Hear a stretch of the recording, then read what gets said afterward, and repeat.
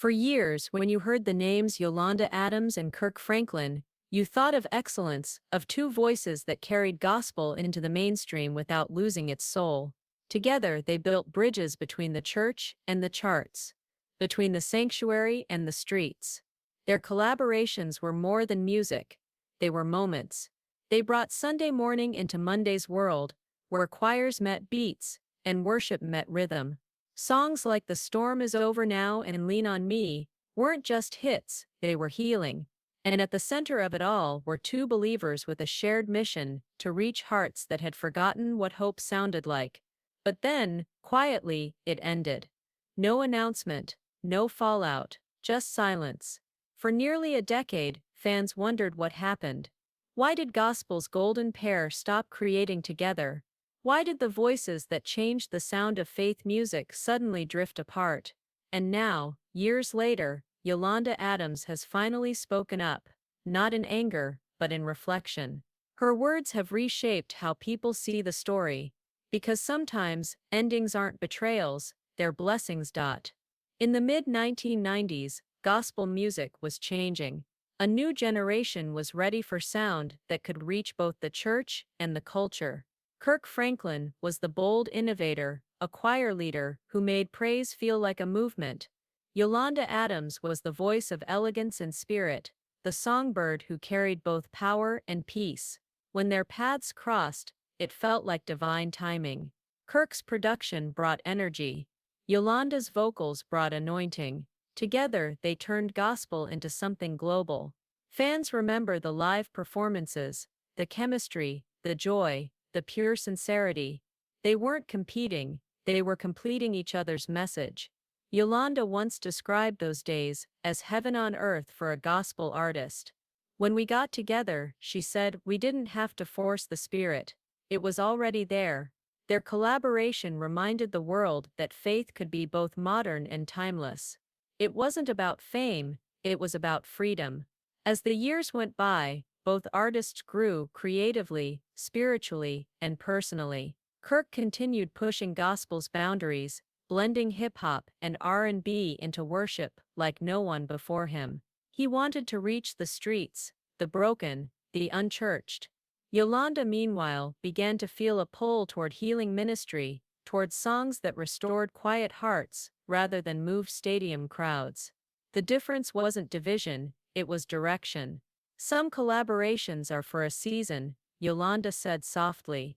When that season ends, you have to let God close the door, even when it hurts. It wasn't a sudden break. There were no arguments or harsh words, just a gentle realization that their callings were taking them down separate paths. Behind the scenes, the industry began to notice. Yolanda stopped appearing on Kirk's projects.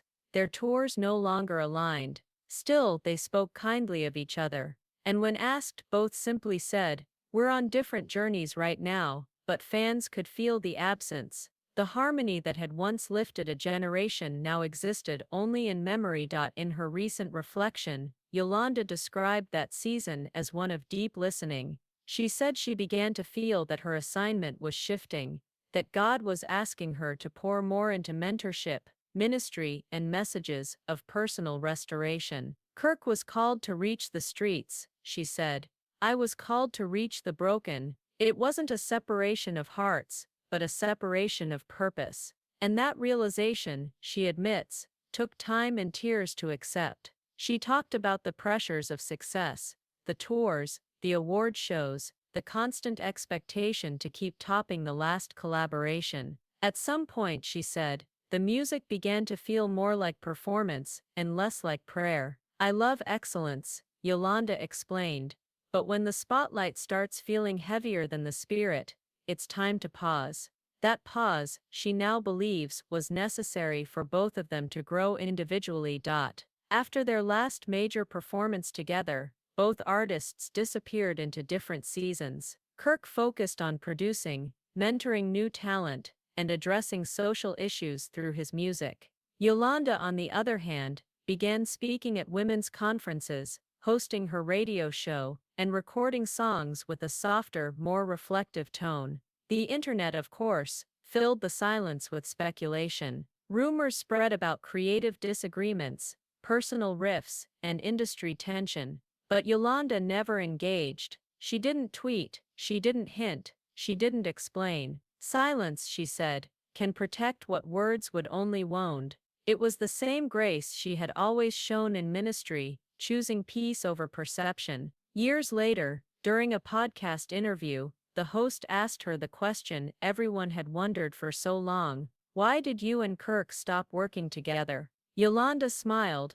gentle, calm, without hesitation. Because the assignment was complete, she said.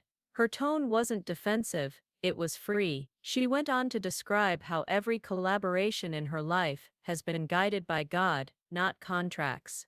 And when God moves her on, she moves without regret. I didn't stop loving him, she said. I just stopped forcing something God had already finished. Those words went viral overnight, not because they were dramatic, but because they were wise. In a world that feeds on fallout, Yolanda gave the gospel community something else: closure through peace. When Yolanda's quiet confession made its way online, it didn't feel like breaking news. It felt like healing. Fans flooded the comments with gratitude and tears. They weren't shocked, they were inspired. After all, both Yolanda and Kirk had always taught the gospel through example, not argument. And this was just another lesson that sometimes, even divine partnerships come with expiration dates. Within hours, social media lit up with love. One post read, "She didn't spill tea, she poured truth." Another said, "This is what maturity looks like in ministry." The gospel community, often quick to speculate, fell silent in respect. Artists, preachers, and choir directors reposted her quote. Some collaborations are for a season. It became a mantra for creators, learning to let go gracefully. Even Kirk Franklin's camp remained calm. There were no defensive statements, no back-and-forth headlines. Because the truth didn't wound, it healed. Together, Yolanda and Kirk had given the world a soundtrack of spiritual resilience. Their songs transcended denominations and generations. They had proven that gospel could be bold, modern, and holy at the same time. Their collaborations in the late 90s and early 2000s weren't just popular, they were revolutionary. They brought gospel into spaces where it had never been played before. Church choirs and R&B fans found common ground through their music. At a time when faith and fame rarely shared a stage, Yolanda and Kirk made it look effortless. "We weren't trying to be stars," Yolanda once said. "We were trying to make Jesus famous." That focus gave their work eternal staying power. Even now, decades later, people still play their songs at weddings, funerals, and graduations. Because the music wasn't built for trends, it was built for souls. As Yolanda explained, the hardest part of walking away wasn't losing a collaborator, it was losing a rhythm. For years, she and Kirk had understood each other musically, without speaking. But as their purposes evolved, the harmony that once flowed effortlessly began to require force. And forcing anything, she says, is a sign to pause. When you're in tune with God, she reflected, you know when the melody has changed. She described how her focus began shifting toward mentoring young women, encouraging them to build ministry before music. Kirk, on the other hand, was embracing creative experimentation, blending gospel with hip-hop, pop, and social commentary. Neither was wrong, they were simply walking different roads of obedience. It was never about disagreement, she said. It was about direction. That one line summarized everything. No bitterness, no rivalry, just two believers obeying different instructions from the same God. Though they haven't officially worked together in recent years, both artists still speak of each other with warmth and admiration. In interviews, Kirk has called Yolanda a pillar of gospel excellence, and Yolanda has never hesitated to praise his boldness and creativity. At one awards ceremony, cameras caught them embracing backstage, smiling, laughing, reminiscing. There was no tension, just gratitude. "We may not share a stage," Yolanda said later, "but we still share a Savior." That simple line reminded everyone that ministry relationships are not measured by how long they last, but by how much fruit they bear. Yolanda's story became more than a headline, it became a case study in integrity. Younger gospel artists began citing her words in interviews about collaboration and calling. They saw in her a model for how to move on without tearing down. One worship leader wrote online, "This is how you exit with grace. No drama, no shade, just God." Producers, managers, and choirs echoed the same sentiment. If the gospel industry had more Yolanda Adams moments, it would have fewer public meltdowns. And for once, a story about two gospel legends wasn't about scandal, it was about spiritual maturity.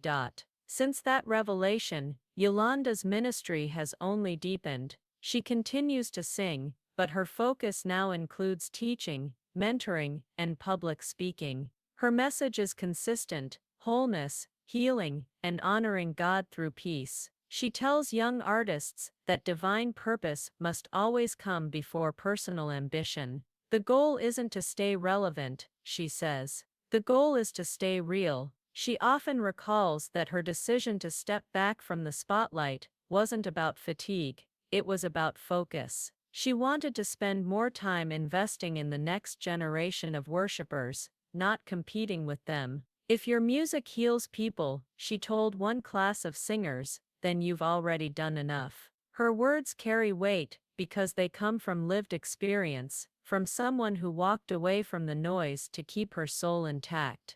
In her most recent interview, Yolanda said something that has since gone viral. Peace doesn't always come with applause, sometimes it comes with letting go. She explained that she doesn't miss the partnership, not because it wasn't meaningful, but because she's learned to cherish what was without clinging to it. She still prays for Kirk, celebrates his success, and remains thankful for their time together. He's doing God's work, she said. I'm doing God's work, and that's enough. Her statement was a gentle rebuke to an industry that often confuses togetherness with loyalty.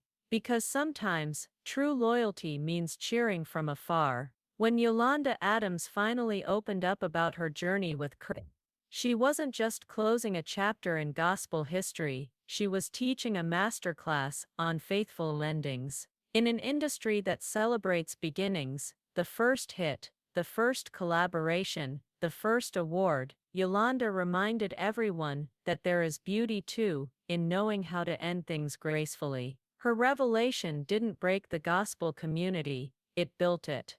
Because in her quiet, prayerful honesty, she showed that walking away can sometimes be the holiest act of all. In a later interview, Yolanda said something that resonated across generations. We always talk about stepping into new seasons, but nobody teaches you how to leave one. That simple truth hit home for many. Leaving a collaboration that shaped your career takes courage, not the loud, defiant kind, but the quiet courage to follow peace, instead of applause. She explained that she didn't leave because of conflict. She left because she refused to let familiarity become bondage. You can love something deeply, she said, and still recognize when it no longer feeds your purpose. That wisdom became the heartbeat of her ministry moving forward, teaching others to discern when God is calling them out as clearly as He once called them. The years apart from Kirk brought perspective. She learned that time doesn't erase gratitude, it refines it. Whenever she reflects on their work together, she speaks with warmth and admiration. I thank God for every song we did, she said. It changed people, it changed me. But she also acknowledges that growth sometimes requires separation. Like branches on the same tree, they grew in different directions, but their roots remain in the same soil: faith, purpose, and love for God's people.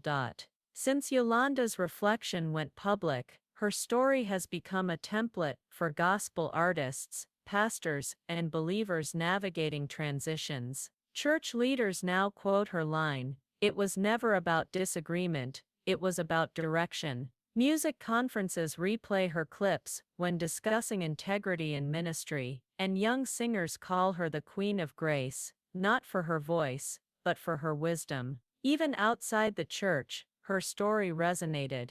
Business mentors, teachers, and entrepreneurs found meaning in her words. Because whether you're in ministry or management, there comes a time when you must trust that ending something doesn't mean you failed. It means you finished well. Yolanda now spends much of her time mentoring younger artists, helping them balance faith with fame. She tells them that ministry isn't measured by charts or views, it's measured by how much light you leave in the world.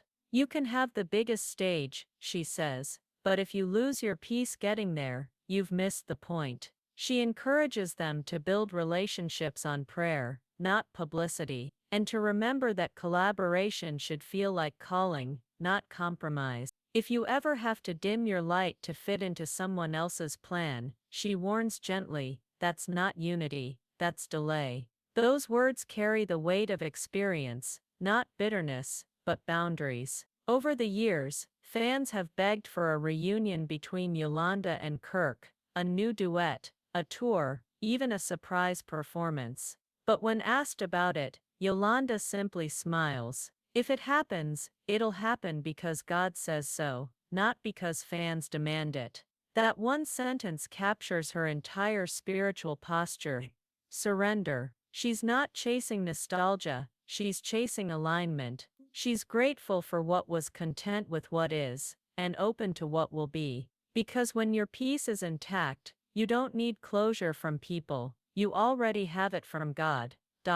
One of the most shared quotes from Yolanda's reflection was this: "Peace is louder than any explanation." She didn't owe the world a story, but she gave them a lesson instead. That not every ending is an exposure, sometimes it's an elevation.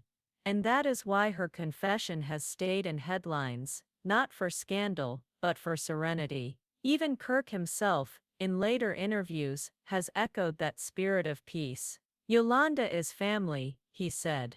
Always has been, always will be. And with that, what could have been tension turned into testimony. Today, both Yolanda Adams and Kirk Franklin stand as pioneers of modern gospel, proof that calling can evolve without chaos. Kirk continues to reach new audiences with his bold, relevant sound. Yolanda continues to heal hearts with timeless worship and wisdom. They serve in different ways, but under the same mission to lift the name of Christ through creativity. And if you listen closely, their influence still harmonizes. Kirk's rhythm and Yolanda's reverence echo across a generation of artists they inspired together. At the end of her testimony, Yolanda looked directly into the camera, her expression calm and glowing with peace.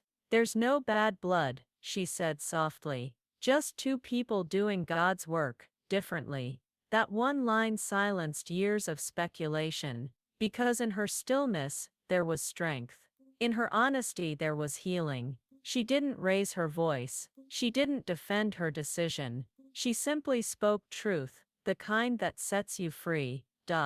When we look at Yolanda Adams' journey, we see more than a singer. We see a woman who mastered the art of letting go gracefully, a woman who proved that peace isn't passive, it's powerful. And as she moves forward, her story continues to teach us that God's timing doesn't just open doors, it also closes them. Not because something is wrong, but because something new is waiting. Sometimes, Yolanda said, you have to step away to stay whole. And that's exactly what she did. Her collaboration with Kirk Franklin may have ended, but her legacy of faith, grace, and wisdom, that's still playing, and it always will.